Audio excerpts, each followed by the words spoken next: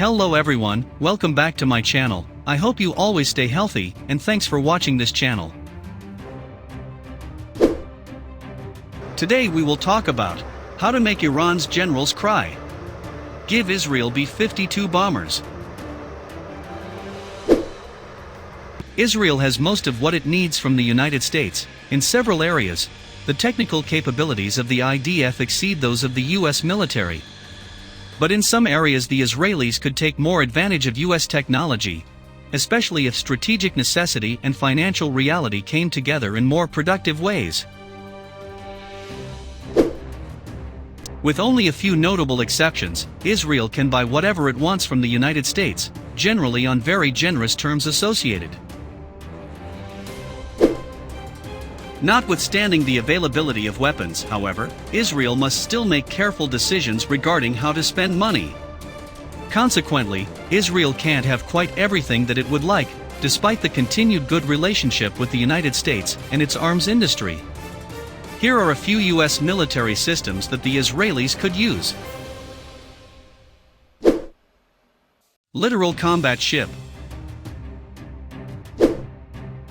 For a long time, the sea arm of the Israeli Defense Force, IDF, has examined the potential for warships somewhat larger than the corvettes that have historically dominated the force. As Israel's maritime security interests increased, the necessity of maintaining the Gaza blockade, and of patrolling offshore energy deposits, this need has become more acute. Over the last decade, the IDF extensively studied the possibility of acquiring heavily modified versions of the US littoral combat ship design.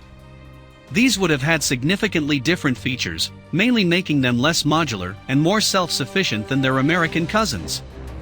On paper, the plan made a lot of sense. A high-speed, networked platform would fit in very well with the IDF's operational concept. However, the necessary modifications drove up the cost of the warship, pricing it out of Israel's range. Future changes in the market, or in Israel's perception of need, might well shift the equation, however. F-22 Raptor. The Obey Amendment, which prohibits the export of the F-22 Raptor, was developed with Israel firmly in mind. Concerned about Israel's transfer of high-technology equipment to Russia or China, the United States decided that domestic considerations meant it could not bar Israel from acquiring the Raptor without a blanket ban. And so this has meant that only the USAF flies the world's most advanced fighter aircraft. Historically, Israel has preferred fighter bombers that can conduct both air superiority and strike missions, and the Raptor doesn't yet have much in the way of a strike profile. However, the IDF purchased the F-15 when it was still primarily an air superiority platform, then made the necessary modifications on its own to transform the fighter into a devastating bomber.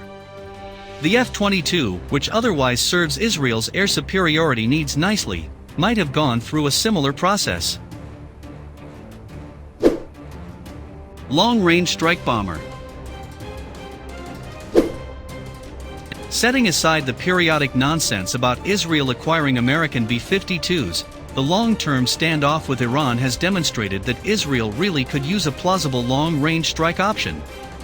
While Israeli F-15s and F-16s can, with refueling, reach targets in Iran, the immense distance would put them at a disadvantage as they tried to penetrate defended airspace. In this context, the Air Force's B-21 long-range strike bomber might seem attractive. Of course, Israel hasn't operated a strategic bomber since it retired a few B-17 Flying Fortresses in the 1950s. Nevertheless, the perceived need for an option that could penetrate Iranian air defenses and deliver heavy payloads might make the IDF reconsider its commitment to fighter bombers. Whether the United States would ever consider exporting the bomber, which will likely fall under a variety of legal restriction associated with nuclear delivery systems, is a different question entirely. Massive Ordnance Penetrator. And what good are planes if they don't have bombs to drop? Rumors of Israeli interest in the 30,000-pound precision-guided bomb began to emerge at the beginning of this decade, fueling ideas in Congress about transferring the munition and an aircraft capable of delivering it. The MOP interests Israel because of its bunker-busting capacity, which would give Israel the ability to hit deeply buried weapons facilities in Iran and elsewhere. The United States has thus far declined to send the bomb to the Israelis, in no small part because the IDF still lacks a plausible delivery system. The Obama administration also worried about giving Israel the tools it needed to strike Iran would upset the regional balance. But geostrategic changes or domestic political shifts in the US might alter that calculation. Ballistic missile submarine.